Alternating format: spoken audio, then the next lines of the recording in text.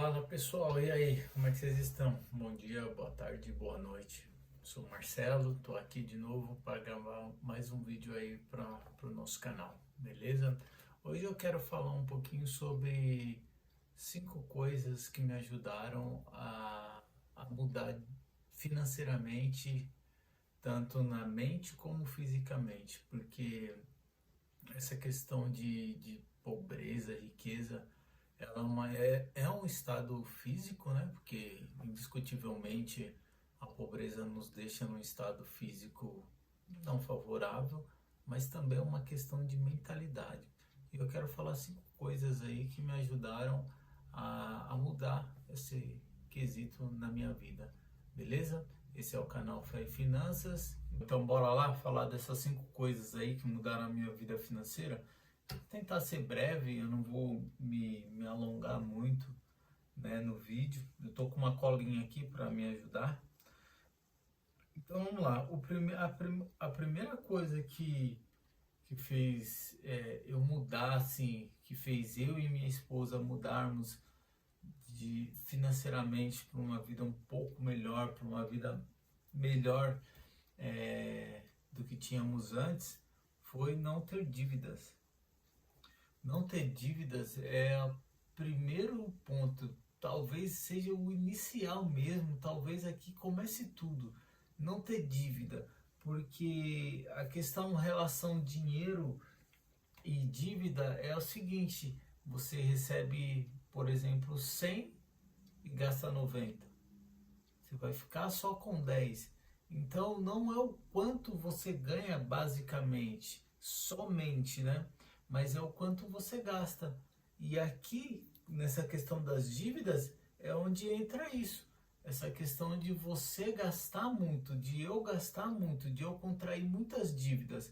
E aí entra todo aquele negócio, né? De que a gente vive só uma vez, eu não posso esperar tanto, eu não consigo juntar dinheiro, que piriri, que pororó, e nessa vai adquirindo dívida. Aí compra um carro, aí compra uma moto, compra um tênis, compra uma roupa, aí quer sair, aí quer comer, aí quer beber, né? Aí com o carro vem gasolina, com a moto vem gasolina, vem seguro, vem manutenção, e com isso só dívida, dívida, dívida em cima de dívida, né? Eu tô lendo um livro do Gustavo Cerbasi, que é Dinheiro, Segredos de Quem Tem. E num trecho do vídeo, um trecho do livro, ele diz que nenhum ser humano, nenhum adulto, ele transita da vida de jovem, né, para a vida adulta com dívidas. Todas essas dívidas que nós passamos a ter durante a nossa vida adulta foram escolhidas por nós. Foram escolhidas por nós, como eu já disse aqui. Comprar um carro, comprar uma moto. Isso são escolhas pessoais. Isso são escolhas, né, tomadas por nós mesmos. Agora imagine se um jovem, sei lá, de 20 anos aí arrumou, ganhar uma mesada aí, vamos dizer, dos pais aí de 100, sei lá, R$ 200, e aí passa a trabalhar, começa a ganhar R$ 2.000. É um salto muito grande no salário, não é? É um salto muito exponencial. Mas o que ele faz? O que a maioria das pessoas fazem? R$ 2.000, eu vou comprar um carro. R$ 2.000, eu vou comprar uma moto. E com isso começa o ciclo, que nem ele diz lá, o ciclo da vida de dívidas. Que é dívida em cima de dívida. Que é dívida em cima de dívida. Então, se você quer ter uma vida financeira melhor, primeiro passo: não faça dívidas. Corra de dívidas. Só faça dívida daquelas coisas realmente necessárias. Um estudo, uma roupa que realmente você precisa, um tênis, né? Comer alguma coisa legal de vez em quando, né? talvez o começo de vez em quando nem seja nem dívida, porque você vai ali pagar e acabou. Mas para quem usou cartão de crédito e não sabe usar, pode se tornar uma dívida aí, né? Então o primeiro passo é isso: não contraia dívidas. Isso vai destruir a sua vida financeira. Isso vai destruir. E para você ajustar isso depois dá trabalho, hein? Dá trabalho, porque até sua mente desabituar, você largar velhos hábitos, vai dar trabalho. Então o primeiro passo: não tenha dívidas. O segundo passo: viver sempre um nível abaixo. Viver sempre um nível abaixo. Aqui também é um ponto muito importante, porque o que nós vemos nas pessoas? Como eu disse anteriormente, nós quando éramos adolescentes tínhamos uma mesada ou recebíamos um salário, um valor ali, por exemplo, de 100, quem já trabalhava ali recebendo um pouquinho, um salário de 300, 500 reais, e aí começa a fazer um estudo, aprende uma coisinha ali, tem uma oportunidade de emprego, passa a receber 2.000, 3.000. O que faz? Em vez de continuar vivendo com os 800 reais, com os 700 reais, que ele faça, que as pessoas tendem a fazer? Eu ganho 4.000, vou gastar 3. Eu ganho 5.000, vou gastar 4. Elevam o padrão de vida. Elevam o padrão de vida de uma forma absurda. E com isso, volta lá você para o primeiro. E com isso cai em dívida e eleva o padrão de vida. E aí passa a não ter mais dinheiro, não ter o dinheiro suficiente e cai lá na dívida que nós comentamos no primeiro item, né? Elevar o padrão de vida é algo muito, desculpem, né? Muito sem noção. Ter um estilo de vida abaixo do que você poderia ter, que o engraçado nisso tudo é que você poderia ter, se você recebia 1.000 reais e passou a receber 2.000 reais, você poderia passar a viver com 2.000 reais, porque você tinha teoricamente custos de 1.000 reais, e você está passando a receber 2.000 reais, teoricamente você teria condições. Mas o mais interessante é que viver abaixo, um degrau abaixo do que as suas condições financeiras teoricamente permite, é algo maravilhoso, porque faz você ter o controle, da situação, faz você ter o controle do seu dinheiro, dos seus gastos, né? Porque você pode viver abaixo, você pode, aliás, gastar um pouco mais, mas você decide viver um nível abaixo. Veja como é uma questão de decisão e escolha para nós. Então, viva um degrau abaixo. Viva sempre um degrau abaixo. Vai subindo aos poucos. Recebe 1.000, passou a receber 2.000, continua vivendo ali com 1.000, né? Ah, recebi mais um aumentinho, foi para 2.500, aí sim, passa a viver com 1.200, 1.300, e assim você vai galgando, que isso, que nem eu vou tornar a repetir, verdadeiramente isso foi o que, assim, mudou a nossa vida, porque até hoje, hoje eu e minha esposa, nós temos uma condição melhor, que nem eu disse, porém, nós vivemos ainda, vários degraus abaixo, vários degraus, né? Então, isso é poderoso, viver abaixo, viver sempre um degrau abaixo daquilo que você pode e você recebe. Então, primeiro é não ter dívidas, segundo, viver um degrau abaixo, um nível abaixo. 3, se divertir. Se divertir é muito importante. Aqui vai caber um erro, porque infelizmente quando a gente estava começando, minha esposa sempre foi mais equilibrada que eu, né? Então, quando nós estávamos nesse processo de mudança de hábito, mudança de vida e tal, com essa questão de financeira, eu era um cara muito chato, vamos dizer assim, com relação a não gastar. tudo que eu ia gastar era eu preciso. Às vezes eu não precisava. Mas sempre fazia essa pergunta, e essa pergunta era uma coisa que chateava minha esposa muito, porque ela, tudo para você já sei, a gente não precisa.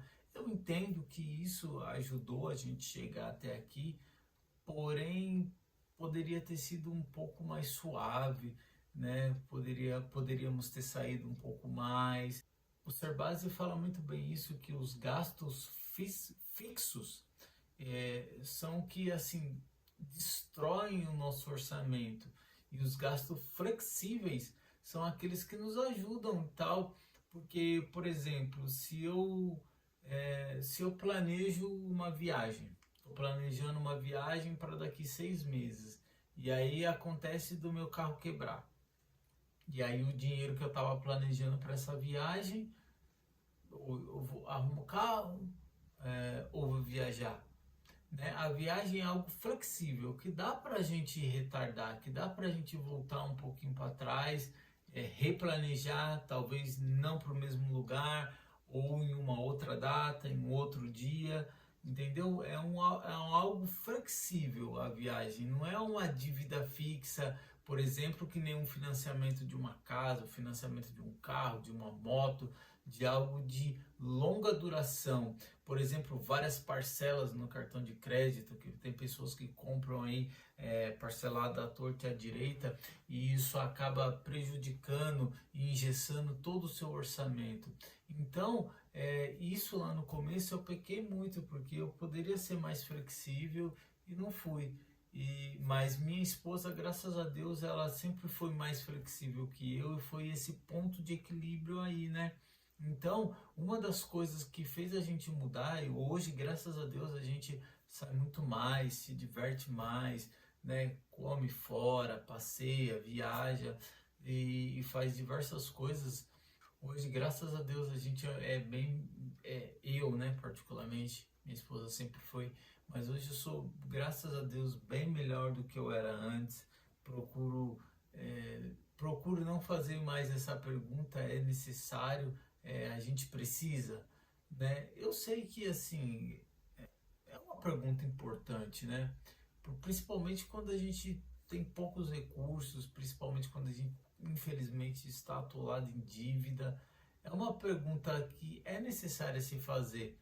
Mas, por exemplo, sair com a família no final de semana, ir num parque, ir num cinema, comer uma pipoca, né? Dar uma passeada, ir numa sorveteria, isso não vai te matar, isso vai te ajudar a mudar a sua vida financeira, porque você vai ter mais alegria, vai ter mais equilíbrio, né? Vai estar bem, e aí você consegue pensar em dinheiro de uma outra forma. Então, o terceiro é isso, se divertir. E o quarto ponto é o seguinte: não dá tudo de bandeja para os filhos. Não dá tudo de bandeja para os filhos. Como eu disse, eu tenho 2 filhos. Nós temos 2 filhos. Eu e minha esposa temos 2 filhos. Um de 21 anos e a outra de 9.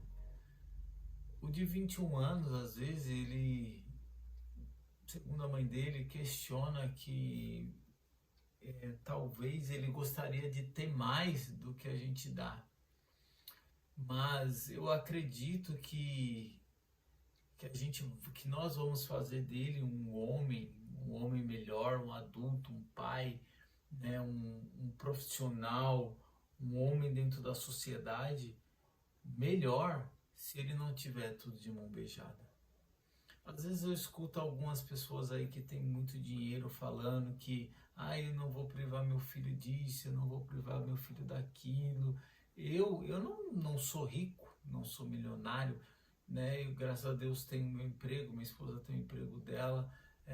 Nós não estamos assim endividados, nós não somos endividados, porém não somos ricos, né? Mas eu ouço algumas pessoas que são ricas falando que dariam tudo para os filhos, e negócio de trabalho, um ponto aqui que eu acho muito interessante, que eu e minha esposa sempre conversamos, que é a questão, por exemplo, eu vou trabalhar para dar todas as condições para o meu filho, para condições que eu digo após eu morrer, para meus filhos ter alguma coisa. Eu vou ser sincero, eu não trabalho para isso. Eu não trabalho, eu não faço dívidas, né? Eu não procuro guardar meu dinheiro para que meus filhos, quando eu morrer, venham ter. Eu não penso nisso. Eu procuro guardar meu dinheiro, eu procuro não ter dívidas para viver bem hoje e viver bem o meu futuro. Se eu morrer e os meus filhos ficarem com herança, se eu e minha esposa morrer e os filhos ficarem com herança, foi porque ficou. Mas não foi porque eu trabalhei, eu me dediquei para que meus filhos viessem a ter algo no futuro. Eu sou totalmente contra isso. Principalmente nessa questão ainda de dar de bandeja. O filho não faz nada, eu vou dar um carro. Não fez nada. Não estuda, não trabalha, não quer ajudar em casa, né? Não quer colaborar com nada. Mas quer ter o do bom e do melhor só porque eu tenho? Negativo. Eu trabalhei, eu tenho. Você não tem. Não foi ele que trabalhou. É essa forma que eu penso. Minha esposa também pensa da mesma forma. Não vamos trabalhar para deixar nada para filho. Estou trabalhando para mim. Lógico que enquanto os meus filhos são de menor, né, nós procuramos dar sempre o melhor possível. Por exemplo, o nosso primeiro filho, nós não tínhamos condições de pagar uma escola particular para ele. Porém, ele estudou inglês, né? Dentro das nossas condições, nós colocamos ele para estudar inglês. Ele fala inglês hoje bem, porque nós, né, decidimos ajudar ele. Mas a nossa filha de 8 anos já é diferente, já está tendo uma condição um pouco melhor. Por quê? Porque a gente colocou ela numa escola particular, porque a gente paga um inglês para ela estuda inglês isso com 8 anos, né? Melhor do que o irmão dela e infinitamente melhor do que eu. E a mãe dela foi. Então não dá nada de bandeja para os filhos, de mão aberta, sem haver um sacrifício, sem haver um trabalho, sem haver uma compreensão, uma colaboração da parte deles. Eu sou totalmente contra isso. E isso nos ajudou muito a chegar onde nós estamos. Nos ajudou muito.